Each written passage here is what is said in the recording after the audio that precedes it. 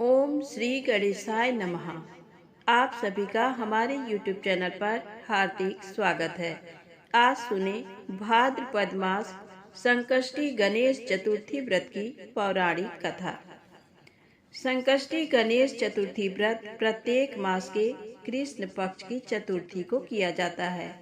भाद्रपद मास के कृष्ण पक्ष की चतुर्थी को किया जाने वाला व्रत भाद्रपद संकष्टी गणेश चतुर्थी व्रत कहलाता है।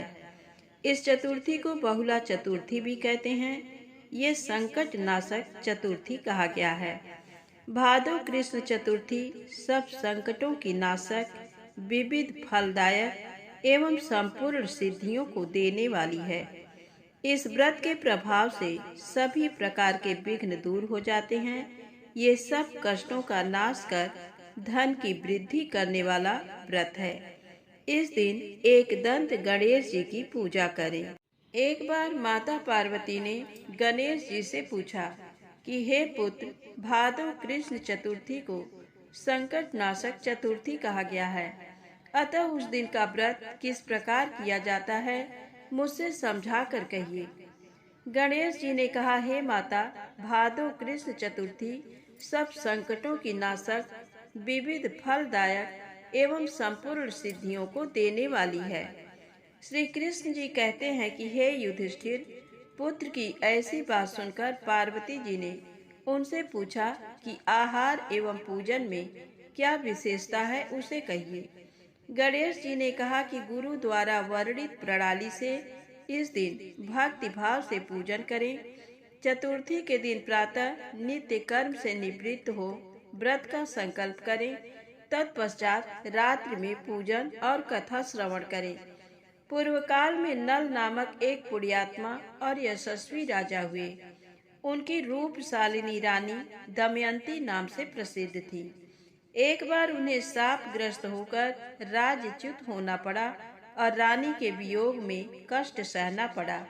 तब उनकी रानी दमयंती ने इस सर्वोत्तम व्रत को किया। पार्वती जी ने पूछा कि हे पुत्र, दमयंती ने किस विधि से इस व्रत को किया और किस प्रकार व्रत के प्रभाव से 3 महीने के अंदर ही उन्हें अपने पति से मिलने का संयोग प्राप्त हुआ। इन सब बातों को आप बतलाइए। श्री कृष्ण जी ने कहा कि हे युधिष्ठिर, पार्वती जी के ऐसा पूछने पर बुद्धि के भंडार गणेश जी ने जैसा उत्तर दिया उसे मैं कह रहा हूँ, आप सुनिए। श्री गणेश जी कहते हैं कि हे माता, राजा नल को बड़ी बड़ी आपदाओं का सामना करना पड़ा। हाथी खाने से हाथी और घुड़साल से घोड़ों का अपहरण हो गया। डाकुओं ने राजकोष लूट लिया और अग्नि की ज्वालाओं में घिरकर उनका माल भस्मात हो गया। राज्य को नष्ट करने वाले मंत्री लोगों ने भी उनका साथ छोड़ दिया। राजा जुए में सर्वस्व गंवा बैठे। उनकी राजधानी भी उनके हाथ से निकल गई। सभी ओर से निराश और असहाय होकर राजा नल वन में चले गए। वन में रहते समय उन्हें दमयंती के साथ अनेक कष्ट झेलने पड़े। इतना ही नहीं, उनका उनकी रानी से भी वियोग हो गया। तत्पश्चात राजा किसी नगर में काम करने लगा, रानी किसी दूसरे नगर में रहने लगी तथा राजकुमार भी अन्यत्र नौकरी करने लगा। जो किसी समय रानी और राजपुत्र कहे जाते थे, वे ही अब भिक्षा मांगने लगे। तरह तरह के रोगों से पीड़ित होकर एक दूसरे से विलग होकर कर्म फल को भोगते हुए दिन बिताने लगे। एक समय की बात है कि वन में भटकते हुए दमयंती ने महर्षि सरभंग के दर्शन किए। उसने उनके पैरों पर नतमस्तक हो हाथ जोड़कर कहा। दमयंती ने पूछा कि हे ऋषिराज, मेरा अपने पति से कब मिलन होगा? मेरा भाग्य कब लौटेगा? हे मुनिवर, आप निश्चित रूप से बतलाइए। श्री कृष्ण जी कहते हैं कि दमयंती का ये उत्तम प्रश्न सुनकर सरभंग मुनि ने कहा कि हे दमयंती, मैं तुम्हारे कल्याण की बात बता रहा हूँ, सुनो। इससे घोर संकट का नाश होता है। ये सब कामनाएं पूर्ण करने वाला एवं सुखदायक है। भादो मास की कृष्ण चतुर्थी संकट नाशन कही गई है। इस दिन नर नारियों को एक दंत गजानन की पूजा करनी चाहिए। विधि पूर्वक व्रत एवं पूजन करने से ही हे रानी तुम्हारी संपूर्ण इच्छाएं पूरी होंगी। 7 महीने के अंदर ही तुम्हारा पति से मिलन होगा। ये बात मैं निश्चय पूर्वक कहता हूँ।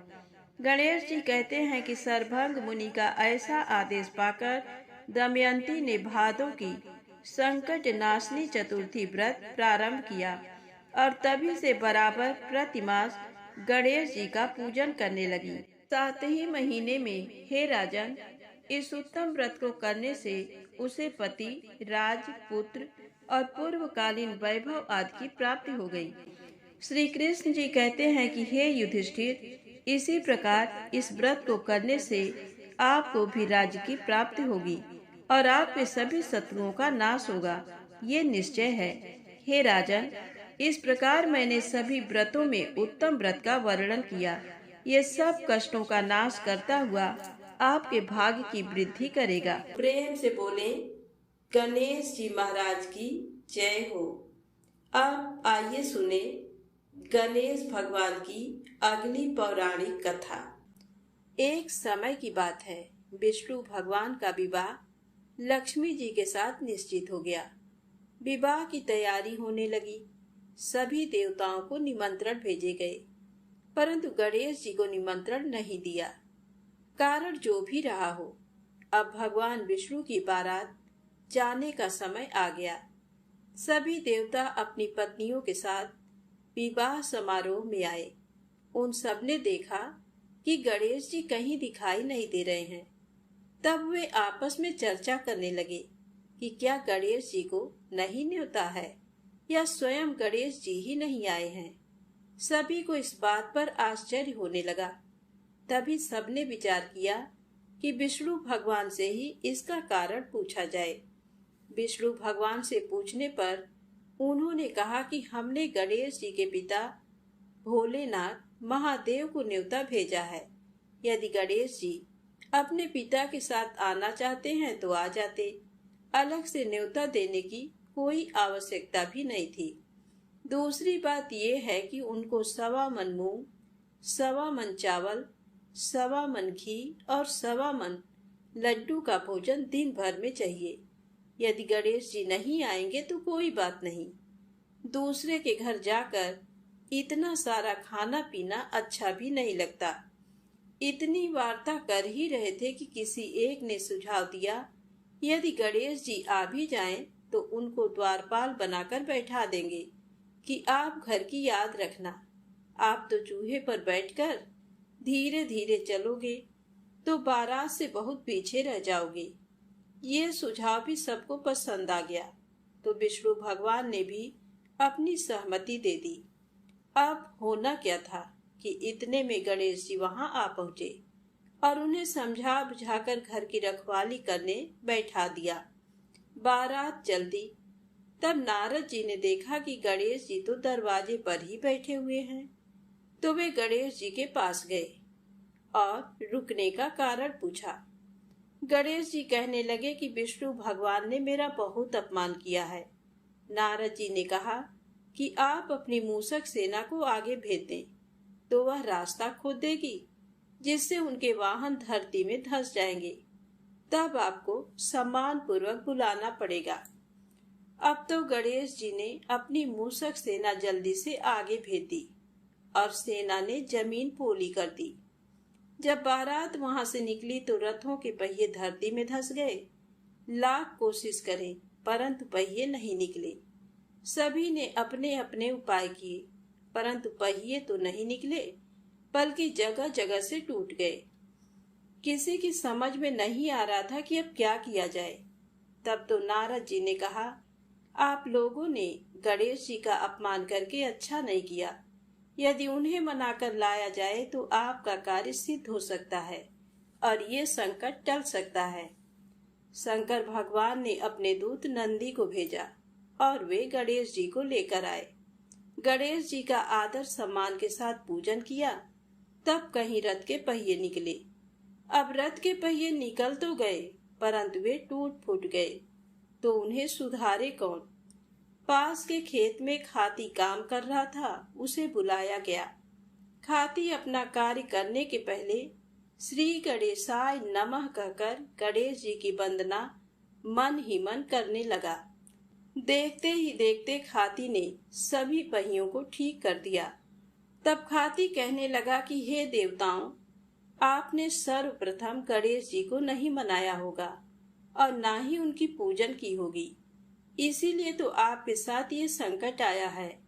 हम तो मूर्ख अज्ञानी हैं, फिर भी पहले गणेश जी को पूजते हैं, उनका ध्यान करते हैं, और आप लोग तो देवतागण हैं, फिर भी आप गणेश जी को कैसे भूल गए?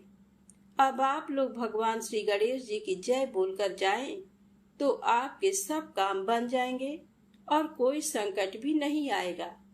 ऐसा कहते हुए बारात वहां से चल दी और विष्णु भगवान का लक्ष्मी जी के साथ विवाह संपन्न करा के सभी सकुशल घर लौट आए।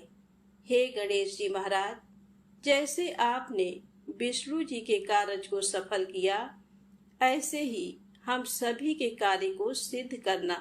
तो प्रेम से बोले गणेश जी महाराज की जय हो। अब आइए सुने चौथ व्रत की अगली कहानी। एक गांव में एक वृद्धा रहती थी। उसकी बहू थोड़ी सी पागल जैसी रहती थी। उसे भूख बिल्कुल सहन नहीं होती थी। वह रोज सुबह उठकर पहले खाना खाती थी, फिर दूसरा काम करती थी। एक दिन उनके यहाँ पूजा होनी थी और पूजा के लिए खाना बनाना था। तो वृद्धा ने सोचा कि ये तो सुबह उठकर सबसे पहले खाऊं खाऊं करेगी और सारा खाना जूठा कर देगी। तो वृद्धा ने एक उपाय सोचा। उसने पानी के मटके के नीचे एक छेद कर दिया और बहू से कहा कि आज पूजा है, तू सुबह से खाऊं खाऊं मत करना, तू पहले पानी भर ला, फिर कुछ खा पी लेना।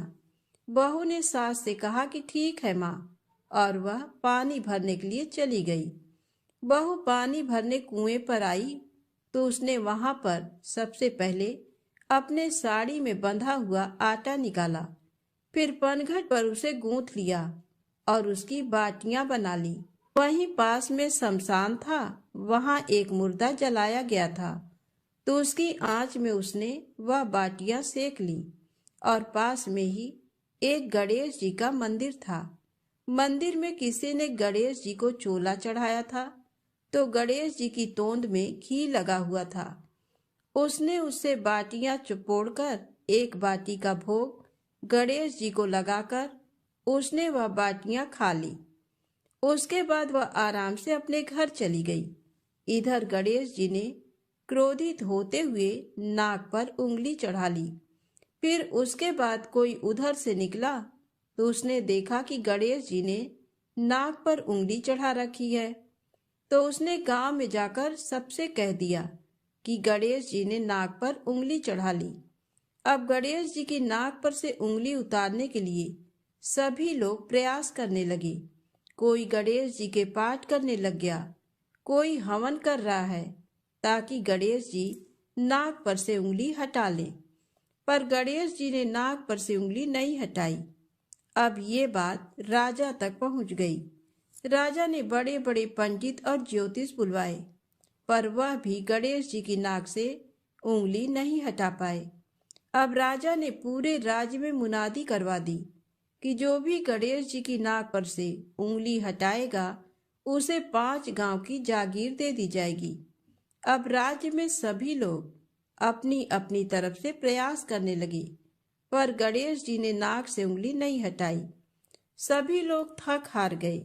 आखिर में बुढ़िया की बहू बोली कि माँ, आप कहो तो मैं गणेश जी की नाक से उंगली हटा सकती हूँ। तो वृद्धा हंसने लगी कि बड़े बड़े पंडित और ज्योतिष गणेश जी की नाक से उंगली नहीं हटा पाए, तुम कैसे हटा दोगी? परंतु हो सकता है कि ऐसा हो जाए। तभी एक आदमी ने कहा कि एक बार इसे भी मौका दो, इसे भी प्रयास कर लेने दो, हो सकता है कि ये गणेश जी की नाक पर से उंगली हटा दे। बहू ने कहा, पर मेरी एक शर्त है कि मेरे घर से गणेश जी के मंदिर तक एक बड़ा पर्दा लगाया जाए। तो लोगों ने कहा ठीक है, और घर से मंदिर तक पर्दा लगवा दिया।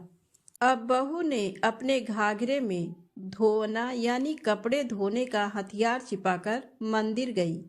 मंदिर में धोना निकालकर गणेश जी से बोली, कारे कारे गणेशिया, अपने घर से आटा लाई, पनघट पर आटा गूथा, मरे मुर्दे की आग पर बाटियां सेकी, तुम्हारी तोंद से जरा सा घी ले लिया तो तूने नाक पर उंगली चढ़ा ली। नाक पर से उंगली हटा रहा कि नहीं? नहीं तो दूं एक धोना, अभी तुम्हारे टुकड़े टुकड़े हो जाएंगे। बहू की बात सुनकर गणेश जी डर गए। उन्होंने सोचा कि ये तो बावली है, मार देगी तो क्या करेंगे, का कोई भरोसा नहीं है। और गणेश जी ने फट से नाक पर से उंगली हटा ली।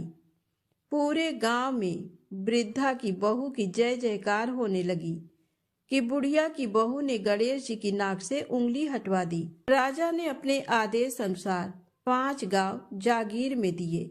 हे गणेश जी महाराज, जैसे उस बुढ़िया की बहू के टूटे वैसे सबके टूटे। जो कथा अधूरी हो तो पूरी करें, और जो पूरी हो तो मान करें।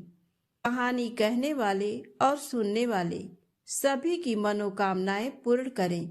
तो प्रेम से बोले, गणेश जी महाराज की जय हो। अब आइए सुने संकष्टी गणेश चतुर्थी की अगली पौराणिक कथा।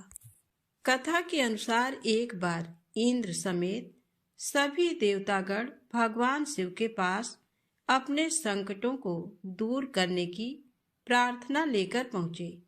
तब भगवान शिव के दोनों पुत्र कार्तिकेय और गणेश जी वहीं मौजूद थे। तब भगवान शिव ने उन दोनों से पूछा कि कौन सबसे पहले देवताओं की विपदा को दूर कर सकता है। तो दोनों ने ही कहा कि वे सक्षम हैं। तब भगवान शिव को एक युक्ति सूझी। उन्होंने अपने दोनों पुत्रों से कहा कि इसके लिए पहले परीक्षा देनी होगी। शिव जी ने कहा कि जो सबसे पहले इस पृथ्वी की परिक्रमा करके हमारे पास आ जाएगा, उसे ही देवताओं का संकट दूर करने के लिए भेजा जाएगा। परीक्षा की बात सुनकर भगवान कार्तिकेय अपने वाहन मयूर पर सवार हो गए और पिता से आज्ञा लेकर पृथ्वी की परिक्रमा के लिए निकल पड़े। उधर गणेश जी बड़े ही सोच में पड़ गए कि उनका वाहन तो मूषक है, इससे पूरी पृथ्वी की परिक्रमा संभव नहीं है। तब गणेश जी के मन में एक विचार आया। वे झट से अपने स्थान से उठे। फिर वे हाथ जोड़कर अपने पिता भगवान शिव और माता पार्वती की 7 बार परिक्रमा किए।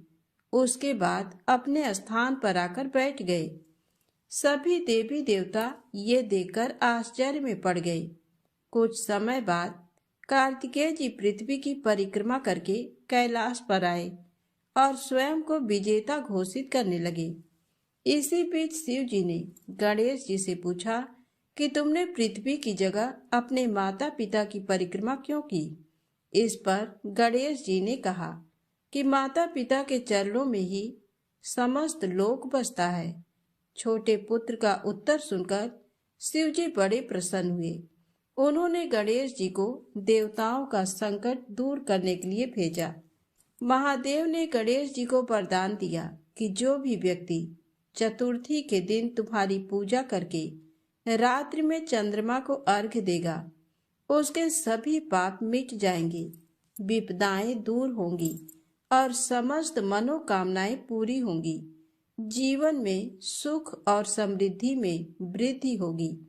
इस व्रत कथा को पढ़ने के बाद गणेश जी से प्रार्थना करें कि हे गणेश जी महाराज, आप हमारे संकटों को दूर करके जीवन में सुख और समृद्धि दें। तो प्रेम से बोले, गणेश जी महाराज की जय हो। अब आइए सुने चौथ माता की पौराणिक कथा। एक बार एक शहर में एक व्यापारी रहा करता था। व्यापारी बहुत ही आलसी किस्म का इंसान था। उसके पास उसके दादा परदादा की कमाई हुई दौलत उसको विरासत में मिली थी। जिसके कारण वह व्यापारी कोई काम धंधा नहीं किया करता था।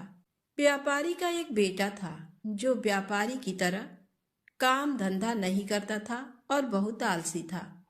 व्यापारी ने अपने बेटे का विवाह एक अच्छी, सुंदर और सुशील कन्या से किया था। विवाह होने के बाद भी व्यापारी का बेटा कुछ नहीं करता था। वह घर पर आलसी बना पड़ा रहता था। व्यापारी के बेटे की पत्नी जब भी बाहर कूड़ा फेंकने के लिए जाती थी, तब उससे उसके पड़ोस में रहने वाली महिला उससे पूछती थी कि आज तुमने खाने में क्या खाया। पड़ोसी महिला की बात सुनकर व्यापारी के बेटे की पत्नी उस महिला से कहती है कि मैंने आज खाने में ठंडी ठंडी और बासी रोटी खाई है, और वह ये बोलकर अंदर आ गई। जब भी व्यापारी के लड़के की पत्नी कूड़ा फेंकने बाहर आती, तो पड़ोस में रहने वाली महिला उससे रोज यही पूछने लगी, और व्यापारी की बहू बस यही जवाब देती थी कि ठंडी ठंडी और बासी रोटी खाई है।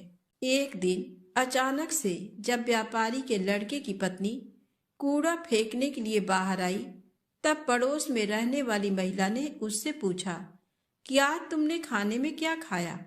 तब लड़के की पत्नी ने बताया कि ठंडी ठंडी बासी रोटी खाई है। तो ये बात व्यापारी की बेटे ने सुन ली, जिसके बाद व्यापारी का बेटा अपनी माँ के पास आया और उससे कहने लगा कि माँ, तुम तो हम लोगों को रोज गर्म और ताज़ा खाना खिलाती हो, लेकिन मेरी पत्नी बाहर जाकर पड़ोस में रहने वाली महिला से बोलती है कि उसने आज ठंडी और बासी रोटी खाई है। मेरी पत्नी ऐसा क्यों बोलती है? तब लड़के की माँ ने कहा कि बेटा, मैं तो तुम लोगों के सामने ही गर्म खाना तुम लोगों को खिलाती हूँ। पता नहीं तुम्हारी पत्नी ऐसा क्यों सभी लोगों से बोलती है। तब लड़के की माँ ने कहा, अगर तुमको मेरी बातों पर भरोसा नहीं है तो कल तुम खुद ही देख लेना कि मैं कैसा खाना तुम सभी को खिलाती हूँ और तुम्हारी पत्नी को देती हूँ। लड़के ने कहा, ठीक है। व्यापारी के लड़के ने सच्चाई जानने के लिए एक नाटक किया।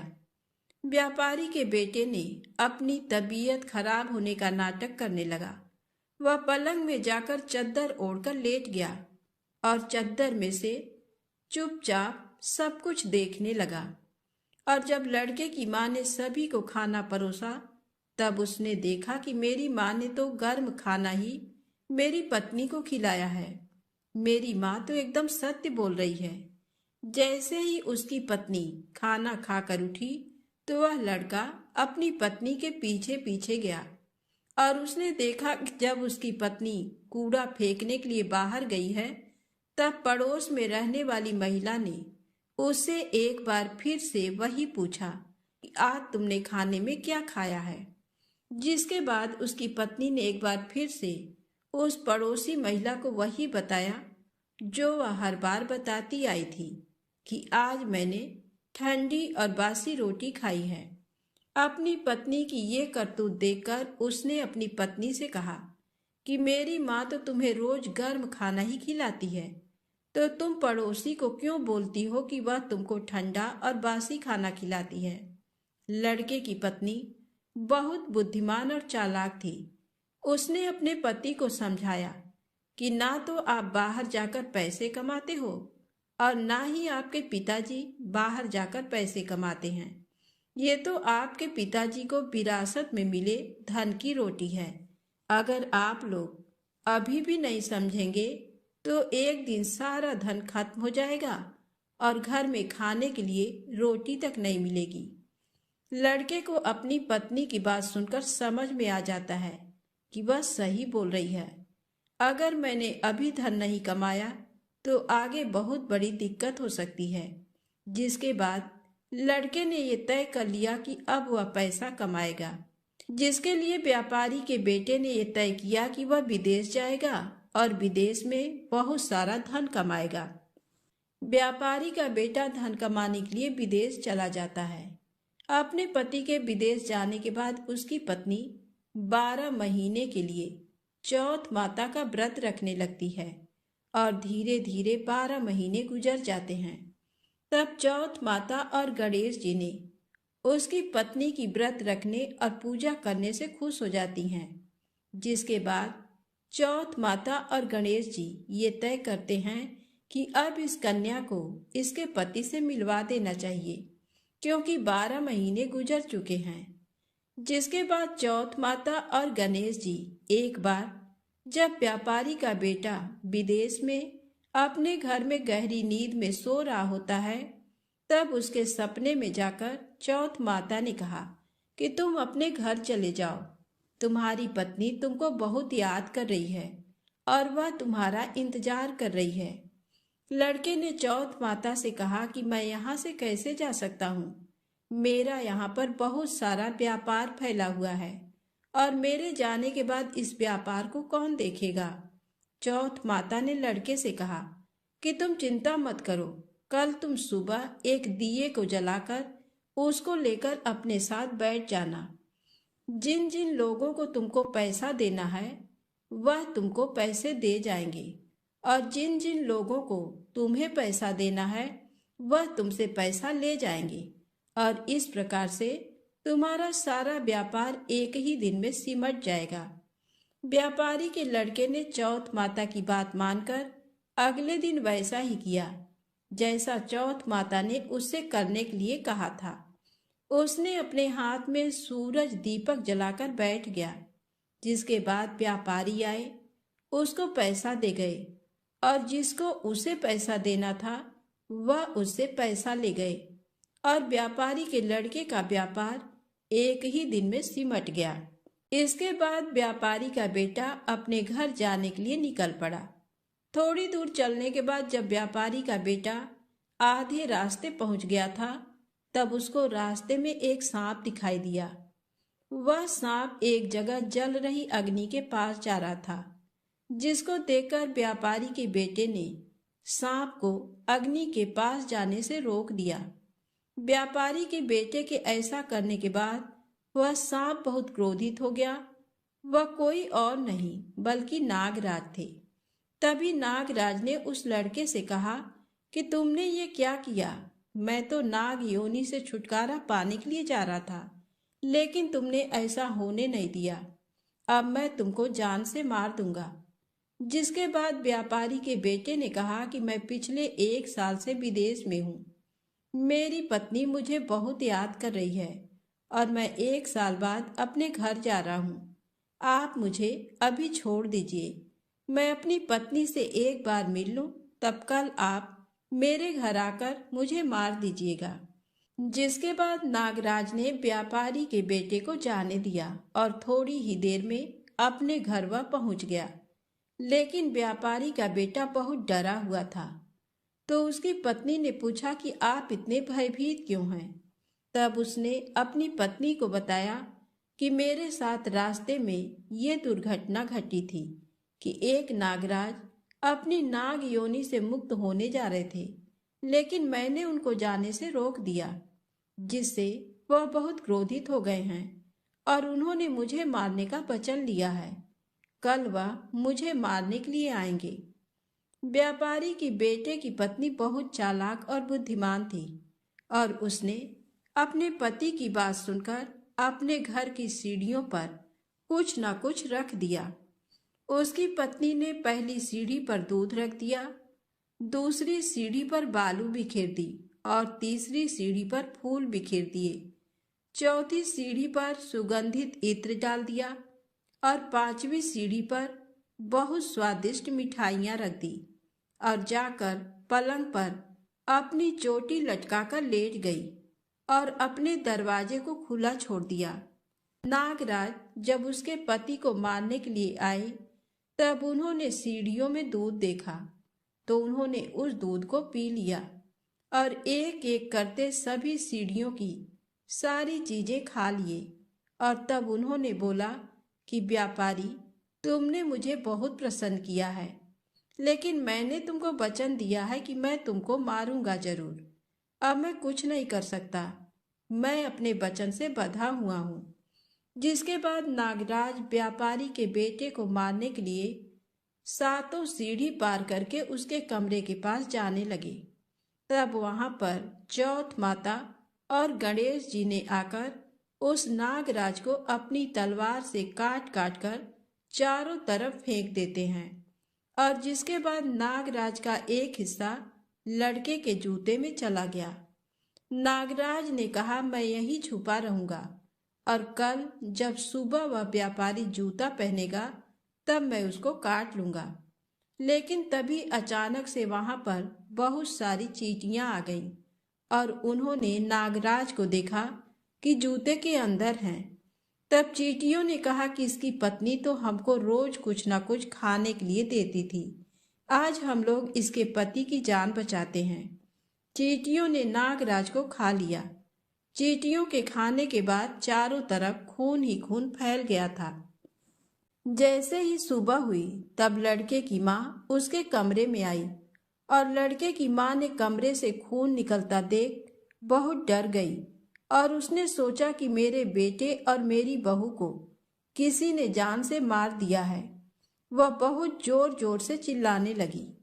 अपनी माँ की आवाज सुनकर व्यापारी का लड़का और उसकी पत्नी तुरंत कमरे से बाहर निकल आए।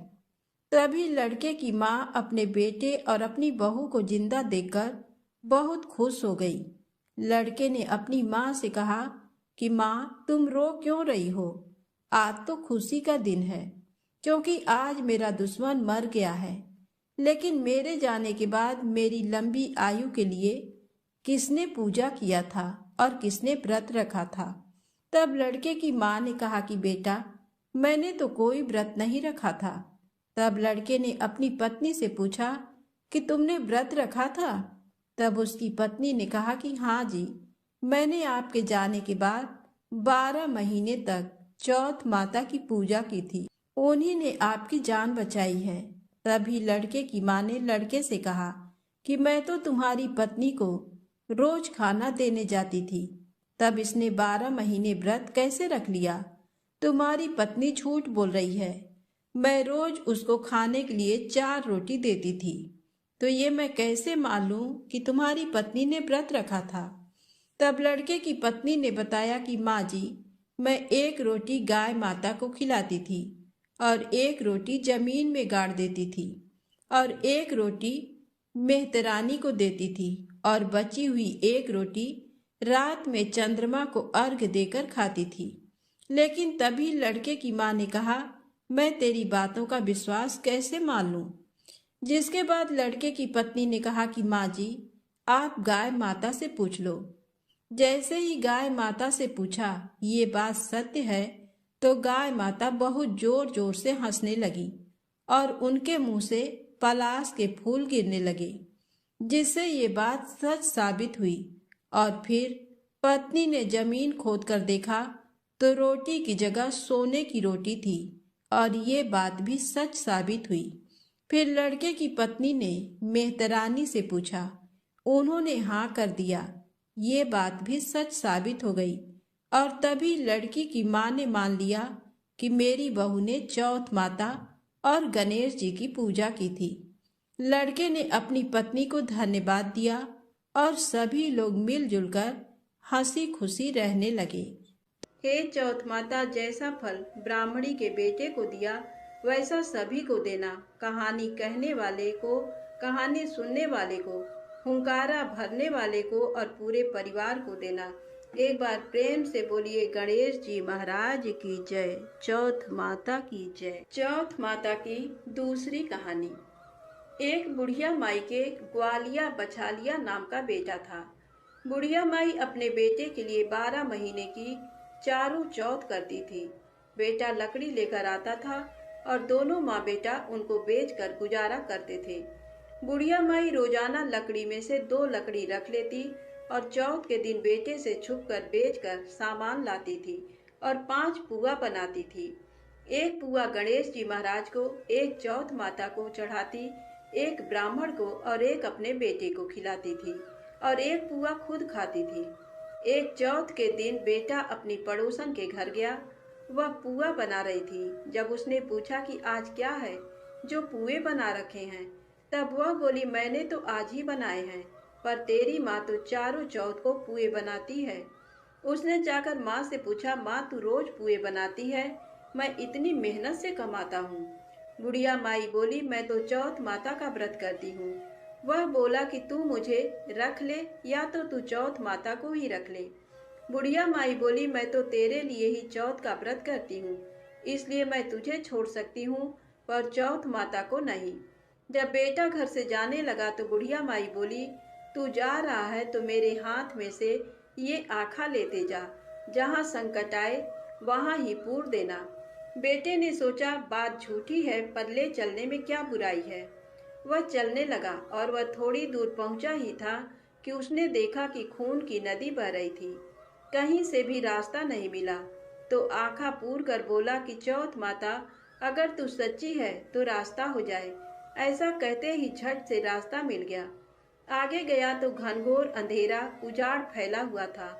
उसने मन में सोचा कि मुझे शेर बघेरे खा जाएंगे, इसलिए वह आंखा पूर कर बोला, चौथ माता मुझे रास्ता मिल जाए, और तब जल्दी से रास्ता मिल गया। वह आगे चला गया। जाते जाते एक राजा की नगरी में पहुंचा। वहां का राजा रोजाना एक आदमी की बलि देता था। वह एक बुढ़िया माई के पास गया।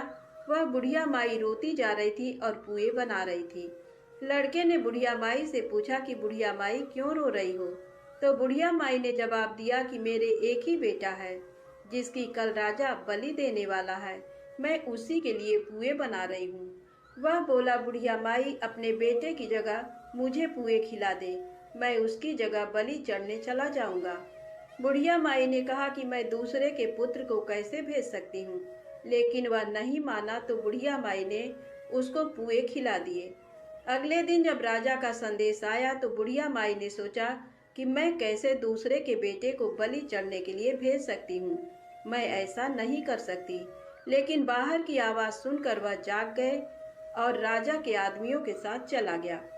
वहां मटके पकाने का, जिसमें कुम्हार मटके को पकाता है, आवा बना हुआ था, जो एक मनुष्य का भोग लेने के बाद ही उसमें आवा पकते थे। उन सब ने मिलकर सबको आवा में चुन दिया। वह आंखा पूर कर हाथ में बैठ गया। एक दिन में ही आवा पक गया और मिट्टी के घड़े सोने चांदी के बन गए। वहां एक जमादारनी झाड़ू लगा रही थी। तब झाड़ू से एक कंकड़ उछलकर उन बर्तनों से जा टकराया।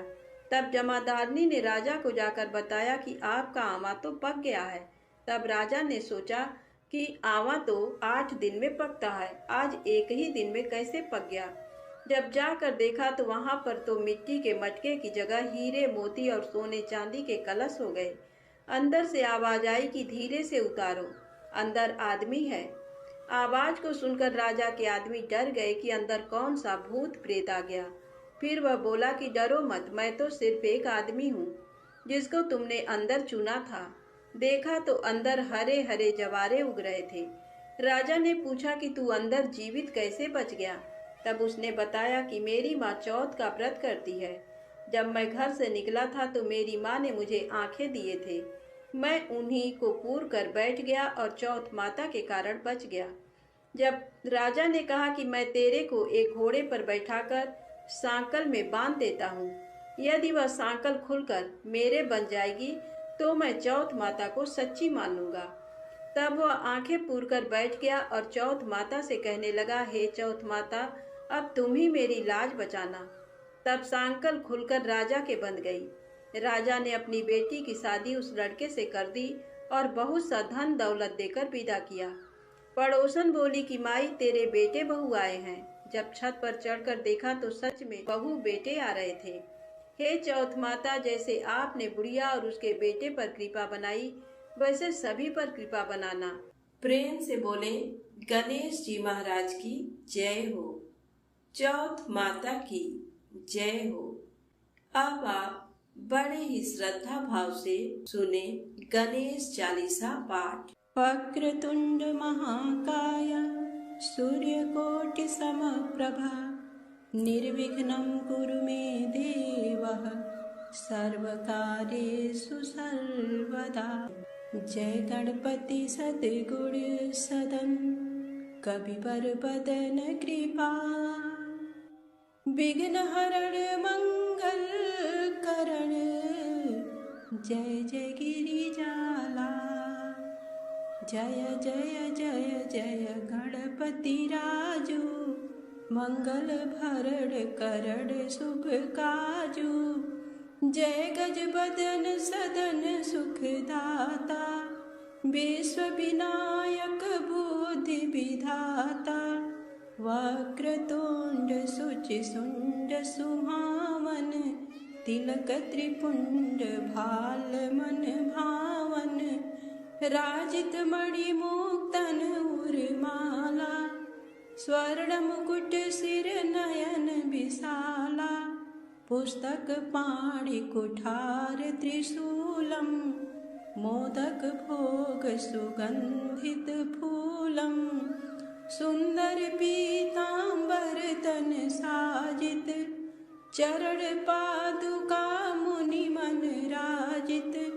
धन शिव सुवन सडानन भ्राता, गौरी ललन विश्व विधाता।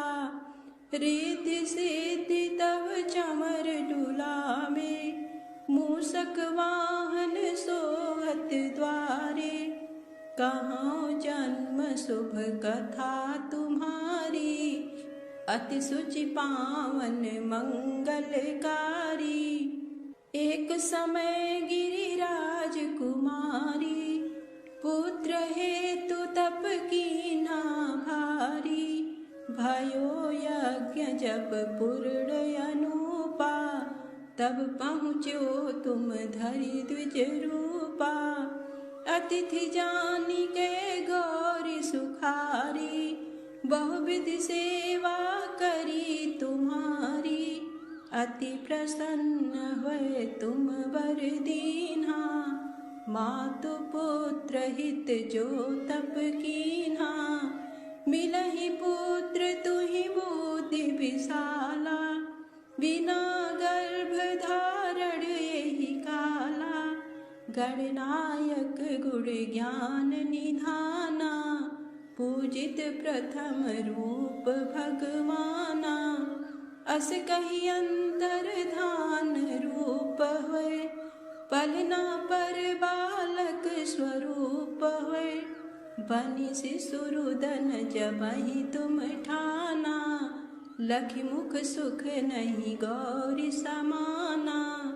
सकल मगन सुख मंगल गावही, नभते सुरन सुमन बरसावही। शंभु माँ बहुदान लुटावही, सुर मुनि जन सुत देखन आवही। लखि अति आनंद मंगल साजा, देखन भी आए सनि राजा। निज अवगुण गुनि सनि मन माही, बालक देखन चाहत नाही। गिरजा कछु मन भेद बढ़ायो, उत्सव मोर न सनि तुहि भायो। कहन लगे सनि मन सकुचाई, का करी हाँ शिशु मोहि दिखाई। नहीं विश्वास उमा कर भयऊ, सनि सो बालक देखन कहेऊ। पड़तहि सनि दृग कोड प्रकाशा, बालक सिर उड़ी गयो आकाशा। गिरिजा गिरी विकल होए धरड़ी, सो दुख दशा गयो नहीं वरड़ी। हाहाकार मचो कैलासा, सनि कीन्यो लखि सुत को नासा। तुरत गरुड़ चढ़ी विष्णु सिधाए, काटी चक्र सो गज सिर लाए। बालक के धड़ ऊपर धार्यो, प्राण मंत्र पढ़ शंकर डार्यो। नाम गणेश शंभु तब कीन्हे, प्रथम पूज्य बुद्धि निधि बर दीन्हे। बुद्धि परीक्षा जब शिव कीना, पृथ्वी की प्रदक्षिणा लीना। चले खडानन भरमि भुलाई, रची बैठे तुम बुद्धि उपाई। चरण मातु पितु के धर लीने, तिनके साथ प्रदक्षिण कीने। धनि गणेश कहि शिवहि हर से, नभते सुरन सुमन बहु बरसे। तुम्हरी महिमा बुद्धि बढ़ाई, शेष सहस मुख सकै न गाई। मैं मतिहीन मलिन दुखारी, करहु कवन विधि विनय तुम्हारी। भजत राम सुंदर प्रभु दासा, लख प्रयाग ककरा दुर्वासा। अब प्रभु दया दीन पर कीजय, अपनी शक्ति भक्ति कछु दीजय। श्री गणेश यह चालीसा, पाठ करें धर ध्यान। नित नव मंगल गृह बसे, लहे जगत सन्मान। संवत अपन सहस्र दस, ऋषि पंचमी दिने। पूरण चालीसा भयो, मंगल मूर्ति गणेश। ओम श्री गणेशाय